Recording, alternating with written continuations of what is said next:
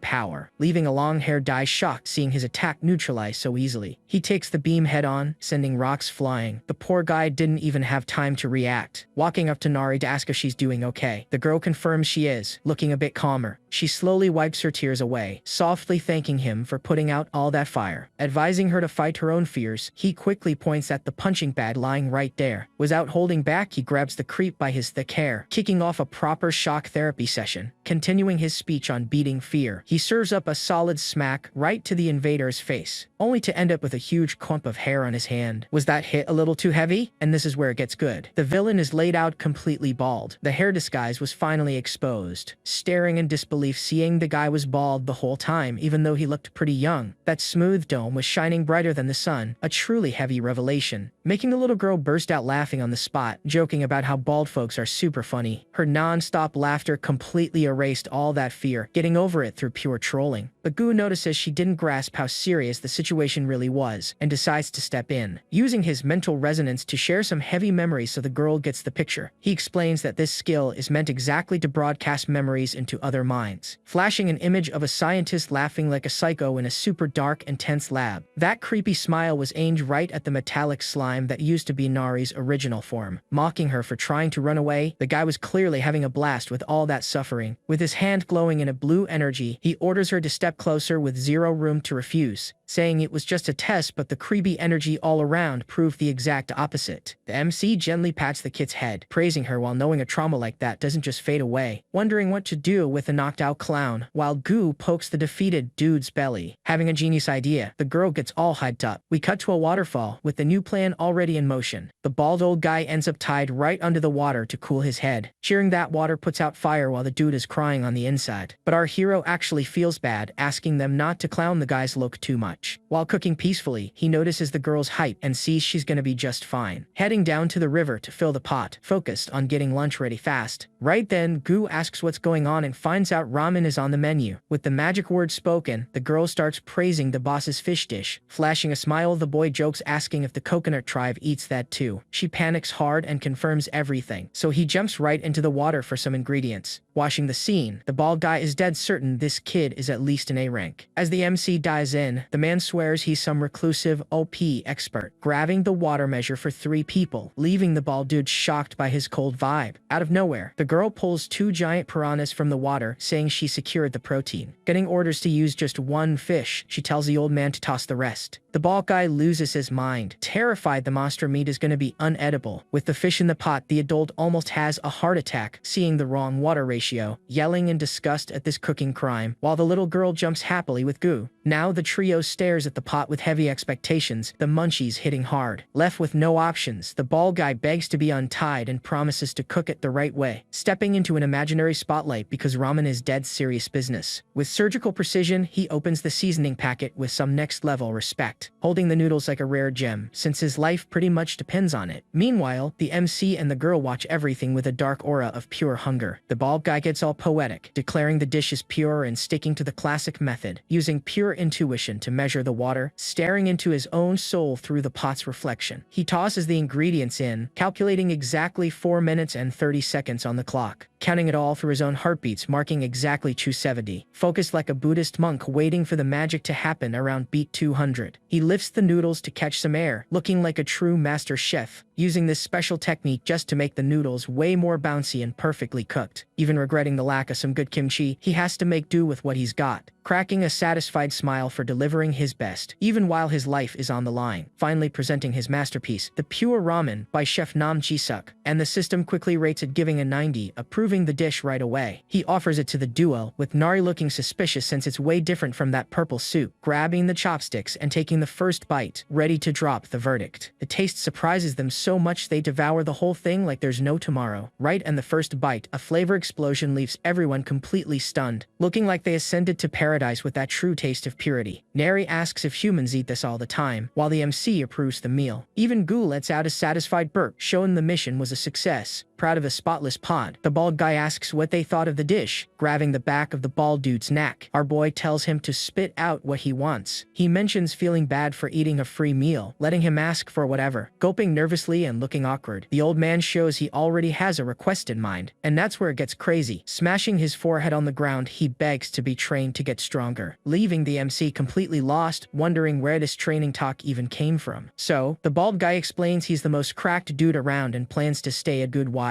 Kicking off the interview right away, selling himself and offering up his famous fried chicken. He wants to be the errand boy for supplies, swearing to pay whatever it takes for the lessons. His dream is becoming an A rank, but the kid cuts the chatter to ask about the attack on Nari, whispering that she belongs to the coconut tribe, telling him to just accept it and play along. The guy is completely lost but confirms it on the spot, making this fake legend officially canon. With tears in his eyes, he claims the beef was personal, pulling off an Oscar-worthy performance. He even snaps, saying he doesn't care about cash and just wants to pass his promotion exam. He tells the dude to get up already, which catches the crybaby completely off guard, asking for a real remesh to earn his meal, leaving the big guy super emotional. But the girl holding the empty pot wants in on the action too, full of hype. Right then the boss asks if she's really sure, warning her things are gonna get heated. Full of confidence and remembering his advice, she's ready to test her skills and put out that fire. He laughs it off thinking he's the badass, while the girl glares back ready to body him. Changing the subject, the boy challenges him to break a rock right there, kicking off the test. The bald dude turns pale, instantly recognizing the stone, which is way tougher than diamond. He throws out that classic taunt, doubting his strength, successfully setting the bait, chuckling nervously since it's a tough nut to crack, needing at least an A rank to pull it off. Except before he can even finish, he takes a slap and goes flying, shutting down the excuses. Left with a twisted face, not grasping what happened, completely lost from that random hit. Then Nari steps up, demanding the fight, holding a handful of water and calling him out for a one-on-one, bringing up a bit of the bald guy's sad backstory since he used to be a massive prodigy. He was a massive talent who got his powers at age 8, making him built entirely different. He passed the B-rank test with zero sweat, watching his career take off right away. He fought looking super imposing with stylish long hair and fire in his hands, flexing his skills, training non-stop and hitting B-rank before turning 20, basically securing a successful future. His fame kept growing as he dreamed of being the very best, having everything he wanted, until he notices something super weird in the shower, showing the worst had already begun. Panicking as he looks at the loose strands in his hands, discovering a massive flaw. While everyone else got power spikes, he was only awakening his baldness, falling into deep despair. In his early 20s, the top was already fading, hitting 25 looking exactly like Vegeta. Trying every kind of treatment out there, but hearing from the doctor that it was all gonna fall out, he ended up crying his eyes out in the corner, losing the battle against baldness once and for all. With so much talent but zero genetic mercy, he walked out of the clinic with his head down, losing all his shine right along with his hair, throwing his confidence straight down the drain, watching his career stall out and getting clowned during the A-rank test, ending up disqualified. His whole life was ruined, winding up tossed to the side like pure trash. Until late at night on TV, he sees a doctor talking about some weird research, explaining how he dropped rare metal on his head and accidentally created a fully mechanical beast. And that's where it gets crazy, showing the true miracle of an old man flexing a full mane at 90 years old. This left our bald dude in utter shock, getting his hope back that he finally found the cure. Hearing on the screen that the realm was full of opportunities, making his eyes light up. But soon enough, anger hits him cause the scientists built a robot instead of selling the cure, punching the screen and yelling that hair is the actual true need of humanity, until they drop the bomb that the beast escaped to the other realm, changing everything. It flips a switch in his head instantly, thinking there are no laws out there and it's finders keepers. He flashed a maniac smile with the genius plan to slap that pure metal right onto his scalp, jumping back to the present with him in the dirt, watching his plan go straight down the drain. He stares at the girl stunned by her OP strength while she celebrates her victory super happy. He catches a scolding from the boy for not landing a single clean hit, pure humiliation. The MC looks out out the window and drops the hard truth that if he stays like this, the training is off, making him beg for a chance, swearing to step up to earn his master's approval. Super proud, the kid shows off the new closet, thanking the wolf for his tip during the build, with the big guy watching from afar, admitting the girl is cracked and gaining more respect for her. He lets out a long sigh after taking a beating all day and having his body completely wrecked. But surprisingly, he ends up feeling pretty good and refreshed, with his soul feeling even lighter. Guessing it's the effect of being wig-free, he lets out a yell calling for round 2. The wolf chimes in saying his fire is actually decent, but the MC reminds him she's built different. Full of confidence, the bald dude warns he's gonna win now, but the protagonist tells him to bring it on. He charges forward entirely covered in flames, ready to unleash his grand ultimate attack, clashing head-on with Nori's water, creating a massive steam explosion all over the area, except he quickly realizes the water is turning into liquid metal, a completely bizarre power, and she instantly takes the opening to land a movie-style spin kick, absolutely bodying the poor guy. She follows up with a combo of punches that shatters even the rocks, flexing some unnatural strength, celebrating super happy about losing her fear of fire, even thanking the big guy for it. Left completely bruised up, he accepts defeat at his own B-rank limits, but the kid tells him to get up, reminding him he's the only one there with a second chance. Getting back on his feet one more time with a smile, already asking for another showdown. However, his nose quickly starts bleeding, showing that kind of effort doesn't come cheap. When asked about how long he's been out there, he answers while wiping the blood that it's his 9th day fighting, getting a warning to bail right away before the mana corruption takes down such a low rank, but praising his potential to actually hit A rank, leaving the big guy in absolute shock, venting about his 6 back-to-back failures, saying he was pretty much ready to give up. But the MC explains the guy's core just hasn't fully matured yet, telling him to keep pushing forward. He thanks him, getting pretty emotional and showing huge respect, completely renewing his hope, catching some homework to purify his mana the right way once he gets back home, promising to grind for real so the kid can help him secure that A-rank spot. Since the food stash ran dry, the old dude offers to go fetch some more right on the spot, with the two saying their goodbyes peacefully. But the guy doesn't forget to ask about his weight, and the boy shamelessly plays dumb, acting like he has zero clue where it went, leaving the poor dude to search around, while the little wolf wearing the wig judges everything. Right then, a blue energy takes over the area, making the vibe super chill for the squad. The pet gets a bit suspicious and asks if everything is cool, but the kid just ignores it, explaining the risk of catching a knife in the back, with Nori wanting to understand it better. Except the beast confirms his drive is genuine and his desperation to get stronger is real, bringing a smile to the boss's face, who respects honesty and supports training the big guy. Then the girl asks if he actually understands what the pet says, which he casually confirms. She takes the chance to praise the finished closet, but notices how dark it is, thinking about fixing the issue by opening up a window, because the grind never stops. He uses his own blade like a power drill, getting it done with the most practical setup ever, which leaves the shorty amazed by the view, filling the boss with pride over his handiwork. And he remembers they'll need some light at night, making the little girl pretty curious. He pitches the idea to grab a glowing magic stone and leave it hanging right from the ceiling, making the pet question if he even knows where to find that, always staying one step ahead. The answer is the volcano region, locking it in as the crew's next travel destination. But the little beast is already shaking, warning them as one of the worst spots around here. He sweats cold as he admits it's his homeland, while Nari doesn't get the panic at all. She squeezes the pet's cheeks to figure out the reason behind all that heavy discomfort, noticing the shift in his voice, making the protagonist praise the shorty's sharp instincts. Explaining the mascot's fear, the kid plans to go solo on this one, leaving the two behind. This is where it gets good. She puts her foot down, saying she's tagging along with zero fear of fire, surprising the boy. Crossing his arms, Gu decides he's tagging along to handle some business. Our guy agrees right away, telling everyone to gear up and prepping some heat-proof fits. Meanwhile, in the garden, the mandrakes are partying hard by jumping into a weird shadow on the ground. With the volcano erupting and lava everywhere, things are really heating up. Giant eyes suddenly peek through the smoke, proving there's a massive boss lurking around. Crying out of nowhere, this creature made of lava and darkness drops some mysterious tears. The squad finally reaches the volcanic region, stepping into one of the top 3 worst spots around. Breathing in this toxic air and sharp ash is pretty much a one-way ticket to the afterlife. Stressed out, Gu mutters that this zone is so hidden very few even know about the danger. But Nari is just happily playing with the lava, leaving the little guy dumbfounded. Explaining she's mechanical, the MC calms Gu down and mentions he hunts chimeras, since Gu finds his human form weird. Our boy explains his cracked regeneration skills, asking if the pet is cool with it, while Nari is out here melting from the heat. A big smile hits Gu's face as he says, "Company is nice," leaving our boy relieved. Then, the gear on the girl's feet starts melting right off from the extreme heat, Running over all hyped up, she asks if they need any help with the quest. She yells out that the boss is a local, just like her, leaving Gu confused since he thought he was the only one. Pointing at glowing rocks near the lava, the MC announces they've made it to the crater. Her jaw drops to the floor when she looks up at the mountain peak, celebrating at the summit, while the MC stays locked in on the real objective. He spots the shiny stone, but notices a massive fire toad guarding the peak. Noticing a super weird detail though, the huge monster is crying endlessly. Right then, Nari points to another giant toad collapsed nearby. Analyzing the scene, the boy realizes it's the female who didn't survive carrying the eggs, who quickly explains they carry their eggs on their backs during mating season. Since she's gone, the eggs won't survive the heat, which is why the male is crying so hard. Feeling bad for the toad family, while the boy calculates his next moves, he tells him to hold on, planting his foot on the hot rock and getting ready to strike, dashing straight at the beast, making Nari scream in pure panic at how wild this is. That takes him right to the fire monster's face, flexing some next-level courage. Gu screams for him to come back, but the toad is already furious and charging a heavy attack, warning them not to get close because the beast is sensitive, already cooking up a plan. But the monster ignores him entirely and charges a giant fireball in its mouth, blasting a wave of flames that sets everything on fire, making Nari think the boss is done for. Only he just puts his hand out and tanks the blaze like it's nothing. Moving in close, he gives the toad a light tap on the forehead, leaving it clueless. He tells it to chill, and that's where it gets crazy. The massive beast drops down out cold. Showing off the snake venom on his hands, he mentions it's just temporary paralysis. Right after, Nari asks if he's okay, and the MC smiles saying he's all good, explaining he's got fire toad cells. Though there was nothing he could do for the female, he promises to save the living ones as the tiny eggs start glowing a bright gold. Waking up, the big toad widens its eyes, completely shell-shocked when it realizes what happened. Turns out the MC used his energy to attach the eggs to the dad's back, turning around with that slightly crooked angel smile on his face. Then the toad rests its head against its fallen partner for one sad, final goodbye. After that, the beast turns and bows its head to the boy, showing pure gratitude, leaping away with such a ridiculous jump that little Nari is left speechless. The impact from landing far away hits like a meteor, shaking the whole ground. Looking back with a tear on its face, truly thankful for everything, Nari gets pretty emotional over the scene, fully understanding how the widowed toad feels. With one final jump, the big dad takes off with the clutch while Nari watches him vanish. All hyped up, she mentions the toad's look was a huge, sincere thank you. Nodding along, the MC realizes the beast probably remembered its lost mate when looking at Nari. He quickly shifts focus, saying it's time to grab the stone and bounce. Mining was everything he's got. The protagonist pulls the glowing crystal from the rock. Meanwhile, Nari uses her super strength to rip out a giant boulder, flashing a beautiful smile, mesmerized by how pretty the ore is, while the MC warns her not to drop it on her foot. With his backpack completely packed, the boy quickly feels this mission's weight is gonna be rough. Exhausted, Gu complains he used to play with that stuff, but being shrunk down makes it brutal, teasing the little guy. The MC asks if he needs help bringing gifts back to his friends. Gui turns bright red and yells that monsters don't have friends, turning to leave the junk right there, summing up the whole situation with a smile, noting the pet is just super shy. The boy asks if he misses his flock, and Gu admits he just wishes he could have said goodbye, questioning if he ditched the crew, making the mascot look away all awkward. She would a flashback of Gu as a phoenix, looking super confused in that all-red world, explaining his high IQ was actually a problem since he couldn't talk to the others. He felt like a fish out of water, making life among brainless animals super lonely. So, unable to fit in no matter what, he dipped to live on his own, grumbling that the flock didn't even notice he was gone, flying around annoyed while Nari mines. Suddenly, the little guy stops mid-air, warning them he heard a very sketchy noise. Stopping what she was doing, Nari confirms she also heard something weird nearby. She runs over, finds a buried monster egg, and quickly calls the boss over. Seeing a crack in the shell, the MC jokes that Gu probably dropped a rock on it. He explains the hatchling needs to break the shell by itself, which gets Nari pretty worried, deciding to take the egg with them, which makes Gu freak out, calling it a terrible idea. With that face of someone up to no good, the boy says he's got the perfect nest at home, dead set on adopting the creature, leaving Gu furious since he doesn't want to carry that ticking bomb, shifting the blame to the pet, who tries defending himself, saying it's for Nari's safety. But the protagonist flashes a confident smile, guaranteeing he'll take care of everything himself. Seeing all that confidence in his eyes, Gu finally gives in and says he trusts a plan. With the mess sorted out, the boy tells everyone to get back to mining the rest of the crystals, leaving Ari super hyped to dig everything up fast so they can head back home. The scene cuts back to the cabin, the sweet home of our favorite wild tribe, bursting into the backyard, while Nari carries the giant egg like a treasure. Right then, Baldy shows up asking where they went and pointing out how fast they were, trying to grab the luggage to help, but the MC stops and stares at him, noticing something off. off. He warns him the bags are heavy, but the old dude laughs and swears he can handle it. The second he lifts it, he almost collapses, asking what on earth is inside. But the MC ignores that and just stares at the beat-up guy, asking who ran him over. Finding out the Goo's big gift was just a pack of ramen left at the volcano. Turns out the flock of phoenixes stared at that red packet without a clue of what it was. So they ripped the plastic and ate the noodles raw, having the time of their lives. Getting back on track, the boy asks if his apprentice got into a fight to be this messed up. The bald guy looks super awkward, confessing Neri wiped the floor with him in training, though he's proud. But to dodge the subject, he changes his mind and runs off to serve everyone dinner. Later on, the boy is just chilling, carving up that glowing stone with his knife. Coming closer, Nari asks what it is, and he explains it's going to be a ceiling lamp. He says he wants to make their home look nicer, which leaves the little girl amazed, praising his cracked intelligence and the easy way he explains stuff. She calls him super kind-hearted, with the image of the saved toad flashing in the background. At that moment, Nari mentions he acts just like a dad, catching our MC completely off guard. Changing the subject, he asks about her father and the tribe, making the little girl stutter bright red. Meanwhile, the orange sunset leaves the whole vibe super warm and peaceful. Aku was already complaining he's turning into a puddle, struggling big time with the heat, melting like Play-Doh on the floor since the hot weather completely bodied the poor guy. Soon after, a weird shadow with red eyes pops up near the egg, looking like a totem. Turns out it's a bunch of mandrakes stacked into a creepy tower, meaning business, charging in for a combo attack against some critter that was just taking a nap. They scream Mandrake triple fusion, rolling splash, which sounds like a super cheesy anime move, smacks right into a white beast built like a giant mochi who doesn't even get what happened. Right then, Goo glares at the troublemakers all annoyed, while the mochi just sits there frozen. Stepping up to restore order, Nari immediately wants to know what sparked all this mess. So our hero explains that the little plant are mad about their turf getting invaded. Baldy then arrives carrying dinner, a sweet and sour dish perfect for getting the kids hooked. Looking just like fancy restaurant food, perfectly plated and super neat. And the system quickly scores it an 80, proving the old guy cooked up a masterpiece. Full of himself, he says it was a breeze to make and already feels like a real chef. Taking in all the praise, he opens his arms hyped up and tells the crew to dig in. Except the MC ruins the mood, demanding he explain that beat-up face of his. Sweating buckets, the bald guy stutters hard, caught completely off guard by that question. He shares how he dropped by the association and ended up bumping into some rank A guys. Long story short, they mocked his 7th attempt, a fight broke out, and those guys told him to get lost, getting teased relentlessly with jokes saying his pride fell out right along with his hair. Confused by this, the protagonist asks if he isn't just shaved, but actually gone bald, launching into a whole lecture on hair loss, leaving his master clueless and pretty grumpy. That reminds him the bald guy's big promotion is next month, 60 days from now. Announcing a special training session gets the old man fired up to give it his all. However, the first task is just washing dishes, which leaves him in utter shock. He asks if he needs to scrub the glowing stones too, not believing his ears, giving it to him straight right away. Either he washes everything or he stays stuck at rank B forever. Right after that, he heads out to fish with Nari and leaves our cook hanging there alone, staring at that mountain of plates, looking defeated but getting ready to put in the work. Deep down, he thinks the boss must definitely have some master plan brewing. Letting out a grunt of effort, remembering everyone thinks he was born ready. Yet he guarantees he reached rank B through pure sweat, super proud of his own grind, claiming he's nothing without dedication and that he always trusts people till the very end. He promises to try again and runs around with the basins while yelling for his master. Cutting to the riverbank where the fishing bobber finally starts sinking. With a chill fishing vibe, Nari sleeps and complains she can't catch a thing even in her dreams. And on the other side of the bank, Baldy is getting swarmed by some wicked piranhas, watching it all with grass in his mouth, thinking new employees are way too much work. The boy questions why he doesn't use a mana shield, and the bald guy admits he's still training. Deciding to help out, the kid grabs a glowing rock and quickly wraps it in energy. He hands the stone to his apprentice, who is left completely clueless, but touching it sends a blue energy shooting up his arm, leaving the guy shell-shocked, yelling that this is pure magic. The MC explains some stones are just built like that. He warns him that magic in this world is super raw and needs refined manada to control. Tapping the old guy's chest, he notices he has plenty of mana. He's just a bit clumsy. His skill activates, making the apprentice's body glow with pure energy flowing through. With glowing hands, he mentions he opened an energy pathway, a next level lesson. Telling him to follow that flow makes the old man focus entirely with illuminated hands. Then he asks him to try lifting that giant boulder one more time to test his control. He channels all his strength, feeling like the energy is about to fry his brains. Letting out a wild roar to wake the dead, he lifts the rock and can barely believe it. This is where it gets good. He realizes washing dishes was actually mana training cleaning, and the MC smiles, leaving the chore to him. Because of that, the bald guy turns into the king of the house, locked in and promising to clean anything. Later on, night falls and the cabin gets lit up by the stones, just like a fancy resort. Using carved rocks to shine like a lamp proves our boy is a creative genius. Soon the whole crew crashes into bed, falling into a deep sleep after a super tiring day. Even while sleeping, the old guy mutters about rank A, drooling over that promotion. Meanwhile, the MC finally gets some well-deserved rest, enjoying that wonderful peace. Right then, the mochi beast wakes up dead in the night and just stares at that mysterious egg, opening its little eyes wide. It realizes the tiny creature is about to break out of its shell, but Nari sneaks out of bed, leaving the critter pretty curious about what she's doing. Heading out into the dark alone makes the MC crack an eye open, wondering where the girl is going. A full moon up in the sky creates the perfect, calm setting for a midnight stroll, showing the little one by the riverbank, her feet in the water with a super sad face. She stares at her dirty clothes, bummed out about ruining the gift the boss gave her. However, the sadness fades fast as she starts scrubbing the fabric with crazy dedication. Washed by the MC and Goo, they point out she washes at night because it's her only outfit, letting out a little victory cheer when the stain vanishes. She's thrilled to have everything spotless, and our boy realizes his own mistake, remembering that at the end of the day, she's just a kid. Stretching out, super proud of her successful midnight laundry job, she gets the ultimate jump scare when the master just spawns behind her out of nowhere. With a straight face, he claims he was just taking a walk, making the little girl stutter awkwardly. Getting serious, he asks her to hold still for a second, and the kid obeys right away. He grabs some grass to craft a charming belt with a little flower, proving he's a natural stylist. Asking if it looks cute gets the girl replying all red-faced that she thinks it's beautiful. She quickly notices the little plant looks a lot like the one the MC always wears. Explaining full of pride, he mentions it's a forsythia, our hero's all-time favorite flower. Then a loud noise in the bushes cuts through the silence, ruining the peace of this walk, causing Neri to cling to him, shaking with fear while the boy keeps up his tough guy act. He flashes that confident smile to try and calm the little girl's nerves, brushing it off as just a bug, while a giant steel grasshopper passes by in the background. As they walk back hand in hand, he asks if she wants new clothes, but the little one refuses. She says she loves the one she's wearing, leaving our hero feeling pretty awkward with that answer. Cutting back to the slums in District 13, where things don't look good at all. He remembers his own rough days, thinking it's messed up to leave the kid with just one outfit. A trip to the store would be nice, but his past trauma makes the whole thing sketchy. Wandering through the alleys, he tries to recall a clothing shop that used to be around there. He pulls some random stranger's sleeve to ask where he can find stuff to buy. Right away, some raggedy kid charges 10,000 bucks to be his tour guide in the area. Promising he knows the best and cheapest spot shows this kid has level 1000 marketing skills. But our client warns he'll only pay after, since he's completely out of loose cash. The kid looks him up and down, already assuming he's just a broke newbie. Taking a deep breath, the boy asks if he at least has money for the clothes, telling him to lead the way. He introduces himself as Bong Su, while our hunter shares his name with zero stress, calling the MC Big Bro right off the bat, while a cop car drives by, highlighting the changes around there. The kid asks if he hit his awakening recently, and our hero calmly says yes. From that, the guide immediately jumps to the conclusion that some scumbag stole his gear inside the gate, laughing at the kid's smooth talk, who tells him not to feel bad because it all passes. But the boy freaks out when called a kid, swearing he's 17 years old, warning him to stay away from District 13, which is way worse now. A gang took over the area, and even the cops have washed their hands of the place. Frowning, the MC quickly asks if the old orphanage in the area is still around. Right then, we see a store sign advertising sales, showing the crisis hit everyone hard, and the owner, a stylish blonde, bitterly regrets setting up shop there. Since people have no cash, her entire stock of kids' clothes is just gathering dust. Suddenly, the door chime rings, announcing the arrival of a life-saver client. Walking in hyped up, the guide calls her ma'am, making the blonde furious instantly. Introduces a customer as a hunter, who mentions it's his first time in the store. She pulls the boy to the side and immediately starts chewing him out, complaining he only brings broke people and her list of deadbeats is already huge. In his defense, the kid argues that at least the guy is pretty handsome, shifting the blame to her, reminding her she asked for hunters like her late brother. Cuts the argument short as the MC tells the kid to go take a bath on his dime. Then he pulls out a fat check, asking what he can buy with all of that, leaving both of them with their jaws on the floor while the seller sweats cold, not believing the amount. After all, it's 10 million bucks on that paper, which was pretty much all the money our boy had. Clasping her hands to the sky, she sees the golden ticket to save her business right there. Her attitude flips instantly, flashing a massive smile and treating the customer like a king. Right away, he asks for clothes for a little girl plus some shoes and a few pieces for himself. That sends her into pure ecstasy, since kids' fashion is exactly her big big specialty, showing off a frilly blouse. She claims lace is a mandatory luxury, follows it up with another breezy little outfit so the kids can play freely. Desperate to empty the stock, the owner pushes everything she has in pink, making the cash register beep non-stop, turning the woman rich in a flash. With the store now mostly empty, the blonde collapses exhausted, but feeling that sweet victory. After buying 100 items, he turns down the delivery and decides to carry it all himself, handing a bag and some change to the guide, warning him he needs one more little favor. Now rocking the fresh and stylish clothes, the MC is feeling like a true model. He gets guided to a super clean, safe boarding house right next to the police station. But while the MC steps inside, the kid stays planted outside looking super suspicious, finding all this kindness way too sketchy and bizarre for that city's standards. Even thinking about bolting, scared it's some weird setup by local criminals. However, remembering the blonde's sincere smile, he decides to give him a vote of confidence. Walking out of the building, the MC praises the place, confirming the guide did a great job, drops a set of keys right into his hands, wanting to get the kid off the streets. He reveals he paid a whole year of rent and food so the boy can live with dignity. No one saw that coming, leaving the kid in complete shock, still wondering if this was some kind of scam. Opening a gate with a laugh, the hunter assures him there's no catch at all. On the verge of tears, the boy doesn't get why he's receiving so much help from a stranger, and in a calm tone, the MC says the kid just reminded him of his own past. Heading back to the cabin, he gets confronted by Nari and the bald guy about taking so long, but the girl freaks out with joy over the gifts, while the pet watches looking spooked. Baldy asks if he got anything too, but catches a big fat no. Acting like a total dad, he tells the girl to try on the clothes while the egg just sits there. And that's where it gets crazy. The shell shakes and cracks, releasing a sinister light into the room, folding the rest of the clothes with pure care, finding that chore super relaxing, until Neri comes running back all hyped, grabbing both of their attention instantly. Popping out in a little yellow dress and a cute hat, she shows off how adorable it looks. He agrees right away with a big smile, while the girl thinks about trying other outfits. Struggling to put on some jeans, she looks super clumsy, not knowing how they work. After that, she shows up wearing his shirt like a ghost, leaving our hero pretty confused. Watching with a huge grin on his face, he finds the whole scene super cute and lively. Then she stomps her new shoes on the ground, announcing her final choice. Rocking a white hoodie with a little chick in the middle, she loves it and melts the boss's heart. The little wolf stares at the print feeling awkward, thinking the drawing looks just like him. Praising the look, the MC quickly asks if she can put away the rest by herself. Super hyped about the chore, the little girl takes on the mission feeling like she owns the place. At that moment, the pup asks where they're keeping all that stuff, but the MC already has a plan. He announces a massive renovation for the cabin, showing off the blueprint for a giant closet. Chilling out completely, he mentions he's already got the perfect helper to chop the wood. Suddenly, a huge burst of energy goes off, revealing Baldy is already outside on the grind. Dropped to his knees and holding his own wig, the old guy swears he's ready for training. Doing an over-the-top bow, he hands over the master's outfit, who has no clue what's happening. He points at the old leather, revealing he pushed through the poison to focus on his workout, swearing to try his absolute best, even though he couldn't wash the stained clothes. The MC tosses the leather right at the old guy's face, telling him to put it on and scaring him. Calling the piece a great uniform, he sends the poor guy off to chop wood terrified. Nari runs into the room looking desperate, warning them the egg is acting super weird. Gathering everyone around, the shaking and cracking shell builds up some serious tension. Right away, they announce the new pet is finally ready to hatch. That leaves the old guy panicking over the danger level while the girl jumps for joy, betting it must be a cute critter, but the apprentice reminds them you never really know. To kill the bad vibes, the girl puts her faith in it being a super adorable creature. And that's where it gets crazy. The shell finally breaks, revealing a creepy yellow eye that proves the danger, making the old guy hide behind Nari, who just watches it all front row with zero fear. Sharp claws rip through the rest of the egg, showing this thing was born ready to throw hands. A golden scaly tail swings through the air right after, building up massive suspense in the cabin. Narrating the horror from up close, the man questions what kind of bizarre monster they're dealing with. However, the real surprise comes when they see a little yellow snake with a chick's face and a shell tuft. While Baldy stands there completely clueless, Nari is just melting over how cute the pet is. Kicking its own shell hard, the tiny creature immediately shows who's boss. It leaps athletically toward the crew, freezing everyone else in their tracks right away. Aiming straight for the old guy's shiny bald head, it latches onto him like a tick. The poor dude lets out a terrified scream that could easily be heard miles away, even shaking the branches outside, since the loud yelling spooked the local wildlife. Cutting back to the guy chopping wood, the wolf pup actually seems to be giving him a lecture. He suffers in that toxic outfit that barely lets him breathe, yet he admires his master's strength. Inside, Inside, the MC stretches out while folding more clothes, just enjoying the peace of the day. Nari suddenly screams about the pet eating bread, making the boss turn around ready for trouble. But it was just the little snake snacking peacefully, proving the beast was actually obedient and gentle, explaining that the snake knows who saved it, paving the way for them to pick its name. They pitch the name Sasa, but the little guy hates it and bolts across the field, running and screaming right away, with the wolf pup taking off to help find him. Our hero lets out a genuine laugh, realizing just how much Nari loves their new mascot. Mentioning it's a super rare and completely new species, he gets backup from the pet. There's a quick warning to watch out for the mandrakes if the pet is from the volcano though. Feeling confused about why he gave that heads up, while the little plants sprout looking completely innocent. Stepping in, Goo drops the harsh truth. Monsters from that area love devouring plants and attack on sight. Their absolute favorite snacks are the ones with demonic energy. The newbie wants to eat the mandrakes, right? And cue, the little snake pops up glaring at the tiny plants with a super hostile look, letting out a threatening chirp to claim its spot as the enemy. The poor things are terrified. Watching the beast ready to throw hands, the bald guy is completely lost, not getting the beef at all. But the MC stays completely chill, while Nari tries breaking up the fight looking super worried. He explains that over in the demon world, hierarchy is sometimes just settled through pure strength. Since they are still young and not really dangerous, he decides to just watch from a distance. Meanwhile, the chick snake keeps glaring at everything with that deadly stare, leaving the youngest mandrake shaking with fear, letting out a little squeal of pure dread, lunging straight at the weakest one in a super cowardly move, flashing its claws and charging ahead with ridiculous speed. Except the older sister blocks the strike using a twig, pulling off some great teamwork. Right after that, the second plant counters, proving there is power in numbers, landing a flawless headbutt on the beast, leaving it seeing stars. Blocking the impact with its tail, the cyborg girl quickly realizes the beast is actually Smiley. However, the third little plant sneaks up right behind it, firing off a massive energy beam before the creature even realizes where it came from, knocking the snake right to the floor, proving that size really does not matter. Seeing the pet tearing up leaves the old guy in disbelief, asking if the beast is actually crying. Total shock hits the room since, according to Nari, this is the first time it ever caught a beating. Delivering the boy's final verdict, the plants definitely won round one. That gets the bald guy super hyped about the epic clash, which is something even Goo agrees with. Calling the crew back to work, Goo rushes the old man who seriously doubts the boss is even human, cutting over to a blue sky and an ocean breeze. Do we finally get some peace? Except a massive humanoid pterodactyl suddenly appears soaring through the sky, looking like a birdman with bat wings and a completely shredded physique. A pretty wild design, rocking a calm stare and a necklace of blue stones. Is this an ally or just more trouble? Back at HQ, we see the brand new cabin, built from a ton of sweat and someone else's hard work, with the bald guy hauling logs, while Goo rides his back, demanding him to hurry up like a tyrant. Over there, the cyborg girl rubs oil on the little snake, who is fully enjoying the sweet spa day, while the chimera boy just keeps putting away clothes in absolute peace, covered in his wrecked leather outfit, after the old man finally finishes washing off the poison, letting out a scream of pure despair that hits right in the soul. He is completely drained, looking like someone who has not slacked in 2 days, just exhausted by the whole situation. Dropping to his knees, surrounded by a dark aura, he questions if all of this was even worth it, but the MC praises his great laundry job, making the bald guy stutter all over the place. Sniffing the air, Nari suddenly catches a floral scent, leaving the old man pretty lost, setting up a super chill vibe and an atmosphere that feels just like a lavender breeze. That makes the girl ask why everything smells like flowers when it is all built from wood. Full of pride, the boss explains Goo picked out aromatic wood. Talk about a fancy pat. Pumping his chest, the wolf pup brags, guaranteeing all their clothes will smell amazing. Even the mandrakes pop out of the dirt to enjoy the scent, giving a huge thumbs up to the upgrade. While Sasa takes a nice little nap, Nari celebrates that he loves his new home. Then the bald guy catches a weird detail. The name Sasa was actually the boss's idea. Trying to help, he suggests calling it Chick Snake, a terrible idea that just kills the vibe. Nari prefers calling it Piak instead, and decides to ask their furry friend for his opinion, who randomly drops the great steps in the drawer, leaving the whole crew completely clueless. Revealing his fancy full name is Rocky Mountain Horseshoe, making the boss just give up, banging the gavel on Sasa, and that is final. While the little snake just keeps snoring away. Both of them agree right away. Honestly, after hearing those other names, anything works. Getting back on track, Goo asks what their next move is now that the expansion is done, catching our boy completely off guard since he had zero plans ready to go. Gathering the group, he brings up an idea from the human world, something totally new for his solo life. Flashing a huge smile, he announces everything is different now because he is officially a family man. He decides decides to build a heavy-duty fence to block any intruders while he is away, except the old man highly doubts anyone would break in since the house already gives off a sinister aura. But the boss warns them the danger is real, pointing out strong monsters or annoying hunters could show up. Nari just watches the entire conversation play out with that cute little face of hers, agreeing quickly. Gu suggests fetching some demonic energy stones from the coastal region. He explains there is a tough, yellowish quartz at the bottom of the sea that glows in the dark. Picturing the fence in his head, the boy thinks it would give off a perfect camping vibe. He announces the trip on the spot. Nari loves the beach idea, but the bald guy almost has a heart attack, panicking hard as he remembers what that place is, feeling his soul literally leave his body. A quick flashback shows him bleeding out, proving that area is an absolute nightmare. Trying to dodge the mission, he makes up an excuse about needing to drain his demonic energy. The MC brushes it off and tells him to tend the plants instead. Relieved, the old guy begs them to be careful, warning them the zone is totally off limits, since 2 disaster-level beasts rule the area. Catching the boy by surprise when he reveals they are runaway chimeras from a lab. He details their bird-like look mixed with a human body, making for a seriously bizarre combo. Cutting over to the Birdman soaring with some serious style. A truly badass design. Over on a nearby cliff, some hunters confirm the monster is officially in their crosshairs. One of the goons is already charging up a massive glowing ring of golden energy, firing the magic strike at full power straight toward the flying target, triggering a massive explosion after landing a direct hit. The attack was dead on, blasting the beast away. The shooter even mocks it, thinking the danger was just a rumor, but their leader tells them to hold off and wait until the beast retreats to its nest. That prompts the goon to ask about their condition. The boss quickly explains they are just failures, giving a whole speech about how the original projects are flawed and can't be allowed to tarnish human science. But in a moment of sheer panic, the team's spotter freaks out and calls for the boss, showing through his scope that the beast didn't retreat at all, and is now flying back at top speed. Totally desperate, the hunter warns that the beast locked its eyes directly on them, making the leader lose his cool and order them to throw up a barrier right away. The fear is so real, with the beast diving down like a meteor, slamming full force right into their green light shield, shattering the protection instantly, making the suit-wearing guy feel the impact and spit blood, sending the whole crew flying through the air. The shooter is left speechless, watching the barrier get completely obliterated. Meanwhile, the giant bird does a flip mid-air, already lining up another fatal dive, flashing its razor-sharp claws, letting the intruders know their time is officially up. Sprawled out on the ground, the operations boss begs for his life, and no one saw that coming. Little Nari lands a nasty punch right on the beast, telling it to stop the bullying. Getting thrown backward, it quickly realizes the girl's cracked strength, noticing she's a chimera, landing flawlessly right in front of our visiting duo. The vibe in the area gets super heavy instantly. Nari accuses the beast of being a coward, but the boss quickly realizes the story is actually the other way around. Nearby, the hunter warns his leader that their radars picked up a machine in the area. The MC quickly catches on that these guys are hunting Nari, and gives her a head pat to keep her feeling safe. Getting dead serious, our boy mentions he never expected to run into a certain someone again. Flashing a smirk, he asks if the bird brain doesn't recognize him, bringing up their old days as lab rats, leaving the huge monster in absolute shock. Mocking him a bit, the guy admits he never thought his old buddy would still be alive. Watching this whole scene play out, the intruders are confused, and the leader uses that opening to make a run for it. At this point, the suit tries backing away, but our MC knows the problem will only get worse later. Warning that the beef ends here, the bird guy quickly recognizes the shocked kid. We get a tense flashback of cells 17 and 33, smelling like heavy chemicals, displaying both of them strapped to beds surrounded by that creepy lab vibe. Right now, our hero greets his old buddy like it's no big deal, pulling up another memory from 66 years ago with guards hot on their trail. During a desperate escape, those goons are yelling not to let anyone slip away. He panics while running with young Jia, feeling the side effects hitting his body hard. Looking at his wrecked arm, he even questions if escaping that nightmare was a good call. The pressure builds up, making him think all this sacrifice might not have been worth it. Frustrated, he stares at the sky, almost wondering if he should have left his sister behind. While Jia rests, he complains that those weak little wings are entirely useless. She actually praises the warmth of his wings, giving him the drive to push her forward, dashing through the dark woods, promising that help would show up any minute. Then he freezes in fear, realizing the backup was just our MC holding a light. His jaw drops to the floor when he spots test subject 17 out in the middle of nowhere, warning that they were gonna trash the bird, only to get called a weirdo by his friend. The truth drops that a spell would end them in 3 days, but Jia was safe, suggesting they look for meds. He gets sharply cut off by his buddy who's already pushed past his limit. He remembers his sister's trauma, crying and begging to escape that terrible nightmare, only wanting to go back to normal, even for a single day. It breaks her heart, making the kid reflect on whether time or the way you live is what truly matters. And just like that, everything changed. An energy explodes, his wings level up, choosing freedom even if it's brief. Fully transformed and dripping with confidence, he immediately challenges his friend to a brawl. Yet our MC just hits him with that classic blank stare right in the middle of all this tension, pulling a massive blue portal out of thin air, entirely shattering the fighting mood. The bird guy is left wide-eyed, clueless on how he scored such a cracked item, explaining the demon world rules. Either the human side poisons them and they get wiped out, or the monster side drains everything, turning them into full beasts once and for all, assuring him without a doubt that the second option was way better for living free. Since the spell doesn't work there, his buddy quickly questions if they can actually survive. Our prota calms him down, warning that using mana as a shield makes it worth the risk. Hearing the guards closing in, the bird boy agrees to this madness right away. Right then, the MC mentions that despite sharing a cell for 4 years, he never knew his name. He finally reveals his name is Yubio, still processing all that wild stuff, with his hand glowing gold. Our hero introduces himself as Cheon Do-woon. Cutting back to the present, the MC tests the memory of the runaway suit, but the guy already has his mind wiped, having zero clue why he even went there. Pointing at a portal, the kid tells them to bounce and forget everything, MIB style. The big wolf goo gets super curious, asking if he used a forgetting powder, explaining that the herb erases the last 3 hours of memory, leaving the pet shook. He stares the huge monster dead in the eye, confirming if that was really the old Ubium. Meanwhile, little Neri tugs at the boss's clothes, super curious about the whole situation, wanting to know if he's friends with the bird. The MC confirms, playing along. Hyped up, the girl says their tribes have been partners for a long time, offering sincere apologies for the hit, while the bird guy stays completely lost in the story. But soon the girl's stomach growls loudly, showing her massive hunger has kicked in hard, whining to the boss that she needs some grub right away. Without wasting time, the kid asks if his buddy has any actual food over at his place, his brain glitching out hard. The huge monster asks if this cute brat is his friend's daughter, revealing a giant beach house looking like a nest. The little one thinks it's awesome. They all sit down chill on a mat, with the hero approving of the humble crib. Soon the host serves the grub in a giant bowl, warning that he can't promise it tastes good, bringing out giant shellfish grilled in nut butter and some red moss paste. The sheer size leaves the little girl stunned, while the boss trusts the good smell. Even the big wolf joins the food critic vibe, taking the first bite to test it out, having a massive philosophical flavor trip upon tasting the dish, enjoying it way too much, while Nari scarfs everything down with full cheeks, loving the seafood's texture. The boy also risks the red sauce and agrees that seasoning is off the charts. Bursting with pride, the bird guy reveals that moss is his big secret ingredient. He turns back human, asking them to pace themselves, but the plate vanished fast. However, the homeowner feels a weird energy in the air, and their peaceful lunch is done for. Spotting the heavy vibe, our hero instantly gets that a massive problem is heading their way. The girl couldn't care less about the tension, grabbing the pot and asking the uncle for more food. Oblivious to the danger, she announces she's gonna catch 10 more shellfish in the water alone, proving this brat's hunger truly has no limits, caring very little about the danger. At this moment, the kid reflects on how he lasted so long thanks to his immortal cells, taking the chance to ask if his buddy plans on getting revenge against the scientists. He watches the girl eating peacefully, telling him he's gonna let the revenge slide. Throwing the bomb right back, he brings up the cruel lifespan limit they both carry. He mentions the cells glitch out in the human world, then asks about the bird look. Getting dead serious, the big guy reveals he can take normal form, but refuses to, all because Gia's face got messed up, so it wouldn't be fair for him to look handsome now. Catching on to his loyalty, the kid gives a heavy stare, knowing the sad truth. It turns out his buddy only has 1 more month to live, something he already suspected. Explaining his past, he recalls having to fight tooth and nail when he got to that place. He managed to stabilize the evil energy in his body, living in peace for a good while, bringing a super chill flashback of them meditating smoothly on top of the beach rocks. But the joy was short-lived because his sister's mana core fried and everything spiraled out of control, forced to push his own limits to hold the girl back, ruining his body, revealing she knocks her own body out by eating poisonous fruit so she doesn't fully lose it. And that's where it gets good. Thinking about his backyard backyard plants. The hero realizes he has the perfect cure, showing those weird poison fruits that work as medicine to knock the poor girl out. Inside a pitch-black cave, the girl is seen lying on straw, living a life of pure suffering, groaning in pain during her sleep, proving the poison only delays the issue but doesn't fix it. He recalls the day she let out a bizarre scream, flexing a creepy bone mask, leaving her poor brother in sheer despair, with zero clue how they'd live like that. To cut the bad vibes, our MC brings an OP fix, pure mandrake water. Those are exactly the little monsters from his yard that scream loud and smash everything in the house, looking like weak little plants with stringy roots, but looks can be super deceiving, because that water carries pure life energy, quickly fixing any broken core. Full of swagger, he reveals he owns a little farm of them, and promises to craft the miracle, giving his partner a ton of hope, but warning they'll need an alchemist mage. He tells the big guy to play babysitter during the search, which he accepts on the spot, but the MC suddenly freezes, remembering these guys charge a fortune, and he's broke. Seeing the financial struggle, the big wolf Goo steps up with a massive plan up his sleeve. He brings a giant hiking backpack to his owner, leaving the bird guy pretty confused, revealing the intruder's stash, proving the alchemist's payment was already in the bag. With a sweet goodbye to the crew, our hero flies back to handle business in the city. While strolling through the normal streets, he bumps into a very familiar face and starts chatting with Bong Su. The kid asks if he knows any elite alchemist. He quickly mentions the association opened a branch in the slums last year. Spotting the guy's weights, the boss asks around and finds out it's resistance training. Eager to get buff like his big bro, leaving our hero completely confused. Praising the dude's guts for facing the demon realm with just the clothes on his back, he points at a crumbling building which happens to be the association's branch 13, spilling the tea on the new manager Kim, who's known for being a beast at alchemy. Right as he gets close to the spot, the kid hears a super sketchy conversation going down, seeing a sweaty middle-aged guy on the phone swearing he hasn't missed a payment in 20 years. It's a chat with a loan shark, since those loans are super common in that poor neighborhood. Turns out the man grinded in the capital for 20 years before getting exiled there. The kid assumes the guy made a massive mistake, but the guy denies it right away, explaining that the old boss skimmed money from the slums, being a total crook. He also stole the credit for all the team's hard work with zero shame. Because the humble manager reported the scam, he ended up getting kicked to that dump. At that moment, the older guy walks up looking completely defeated by his harsh life. Called out by the guide, the manager quickly cracks a smile upon recognizing the boy. After introducing our hero, he mentions they urgently need an alchemist, knowing that finding a high-tier pro there would be an almost impossible mission. The man ruffles the kid's hair, praising his hustle, which is rare in that neighborhood. Letting the guide go train, the manager invites the boy inside the branch. They step into an office that was completely dead, with zero movement going on, with an assistant slumped in a chair, whining he'd be selling cheap potions forever. Then the little chime of the doorbell shatters the silence of the room instantly. Jumping out of pure shock, the guy immediately gets scolded by the boss to grab drinks for the guest. Our boy cuts to the chase, asking if he can craft some mandrake water. Visibly surprised, the man says he can, but that plant was impossible to find, pulling the magic item right out of his pocket, leaving the manager's jaw on the floor. A bizarre energy leaks into the air since the mandrake root was super fresh. He is completely amazed by the rare plant, seeing something so wild for the first time ever, mentioning he'd pay with coastal items. The boy slams the heavy backpack right on the desk. The guy can barely believe he came back from that place alive while looking at the rare monster drops, spotting 3 high-level pearls right there, stuff not even the main HQ had in stock. Meanwhile, the assistant almost has a heart attack seeing the food was still moving, dropping his jaw at the absurd purity of that local red moss. Upon confirming the payment, the kid finds out that cash could buy the entire building. The cowardly assistant quickly runs off to fetch the material appraisal machine, but our boy picks up a really weird vibe from that worker's rushed exit. Pointing at a nearby glass jar, he spots another plant and catches the man in a lie. The manager explains that the plant had been dead for 10 years, kept just as a simple souvenir. Flashing a confident smile, the kid guarantees the root in the jar is alive and kicking. By tossing a little mana into the jar, the thing instantly twitches, proving it just lacked energy, turning the man pale when he realizes the weed was only sleeping due to lack of power. Suddenly, the door to the place bursts wide open, bringing trouble right back to the counter. It's the dreaded, suited-up, corrupt big boss, making the poor manager shake in his boots. Staring down the intruder, the kid quickly notices the guy is built different. Without holding back, the suit ruthlessly mocks the place, calling it a filthy dump. throwing massive greedy glares right at the valuable treasures left out on the table. The alchemist instantly realizes the cowardly assistant just ratted him out, bragging about having smart underlings with super handy magic teleportation powers. He shifts his focus to the boy, asking about the items, only to get a sharp clapback, trying to lure the kid with promises of easy cash and extreme luxury in the big city. But our hero cuts the chatter, saying the deal with the manager was going great. Completely ignoring the offer, he spots a massive mole on the playboy's nose. With the alchemist confirming the mark, the kid asks if he's related to some old man. Laughing out loud, the suit loves hearing someone remember his super famous grandpa, puffy with pure pride, only to hear our boy completely roast his genetics, pulling up that old memory of the crazy scientist calling kids pure useless trash. With a cruel look, the old guy mocked that their parents were probably in the demon realm, telling the victims to beg for help in the afterlife, proving he was a vile old creep. Our boy loses his patience on the spot, flicking his finger and knocking the mole clean off the guy's face, knocking the suit to the floor, asking in pure rage if he was a jerk just like his grandpa. He accuses the guy of enjoying stealing and humiliating others, making the suit break a cold sweat. With a sharp, threatening glare, he presses to find out if the old lab still existed, leaving the playboy terrified, swearing up and down he never heard of that operation. The kid questions the details of the forbidden lab, which makes the humble manager sweat in fear. Getting up all sore, the grandson defends that the old man dedicated his whole life to research. He shows a picture of a medal, claiming his family always supported the victims. Being highly sarcastic, the hero warns that it was just a guilty conscience for so much evil. And that's where it gets crazy. He brings up that the old guy got wiped out early, since that fall from the window was fatal, chilling the executive to the bone given that specific detail was a strict family secret. The memory serves as proof, showing it was actually the kid himself who gave that little push, displaying the child version of a hero standing at the window ledge. This kid is an absolute menace. He explains that the geezer ruined lives, so he simply did a favor by collecting the debt early, ordering the spoiled brat to dig into his family's past, promising to return for the answers. Our guy remembers his own childhood hand cruelly branded with the test subject number 17, spending his entire youth chained up with his head messed up by super blurry memories, with his arms turning into massive dangerous claws, surviving right in the middle of pure chaos, acting purely on wild animal instinct, always being used as a combat weapon. He thinks to himself that the cursed place must have changed its cover several times. Cutting the tension, the manager returns smiling with the order, 2 little green bottles. The plant's miracle liquid is revealed, glowing brightly inside the small flasks, praising the man's speed since an alchemy master gets the job done in half an hour. Modestly, the pro mentions that with S-rank ingredients, the brewing process becomes super easy. Loving the flawless service, the hero throws a 10-year contract proposal right on the table. This leaves the poor guy stunned, since that huge amount of cash would solve all his problems, making him break down crying on a dramatic level, shedding tears like a literal waterfall. He recalls the nightmare of loan sharks raiding his home with his debt completely snowballing, about when he had to study with the lights out and could never climb out of rock bottom. Feeling super awkward with the crying, the boy asks him to chill and says he's counting on him. The kid hops into the portal back to the demon realm right away, with the cure secured. However, as soon as he steps foot on his home turf, he finds the ground completely torn up, seeing the giant bird fighting against his own sister who completely lost her mind. He blames himself hard for not predicting an attack of that scale was gonna go down, trying everything to snap the girl's mind awake, but her eyes don't focus on anything anymore. With a bone mask on her face, she lets out a menacing roar that would scare anyone. Right then, the out-of-control beast charges full force straight at her poor relative, showing that the long years of pure friendship and bonding just went straight down the drain. The boss watches the destruction from the front row, quickly realizing things went south fast. Now the moment of truth has arrived, since jumping into a mess like this was completely unavoidable. With a brutal attack, the bird guy flies off like a ragdoll. Feeling the weight of his failure, our hero wonders if he arrived too late. Then the big wolf angrily announces the playtime is over for good. Quickly, the little bio machine and the pet tell the big guy to fall back, promising to handle it all, while the big dude braces for the worst. He remembers the kid already saved them, swearing it was time to pay him back, making the ground shake and rubble fly, charging into the attack like a bulldozer. Expects a cruel goodbye from his sister, wishing him happiness in the next life. But the beast in monster mode doesn't want to talk, acting purely on wild instinct, and no one saw that coming. Right at the last second, a bizarre flower blooms in the middle of the chaos. It turns into a giant slimy bubble that swallows the plant and expands like a balloon, throwing the big guy backward, leaving him terrified of that weird thing. He pops up sitting on the slime, warning that should be enough to put her to sleep. Sneaking Eagerly peeking out, the little robot girl celebrates that the boss finally arrived, and the bird is scared out of his mind, thinking it was a massive jellyfish on the beach. With the goo trapping the struggling beast, the big guy goes into pure panic. Stuttering from all the nerves, he quickly asks where the long-awaited medicine is. Our boy flashes a confident smile, tossing the flasks and telling him to give her the cure. After all that mess, they build a campfire and roast a little fish in total peace. Empty bottles are scattered on the ground, proving the mission was a huge success.